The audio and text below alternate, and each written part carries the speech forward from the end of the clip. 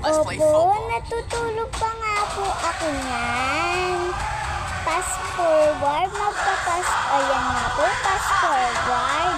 Nakabihis na ako. Outfit check! Kakain po ako ng tinapay niyan. Masarap po siya.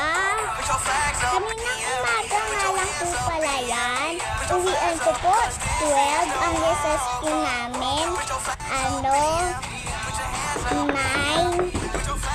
Ang uwian naman po namin, 12. Ay, 6 pala po ang pupunta doon sa school. Yan po yung papa ko. Mamaya sa dulo, makikita nyo na nga po yung classroom ko. Tunara po, dito po sa public ng ERES. Mag-subscribe nga po yung mga nag-aaral sa ERES. Sana po na-like nito at mag-share. Mag-share at heart and subscribe. Yan po yung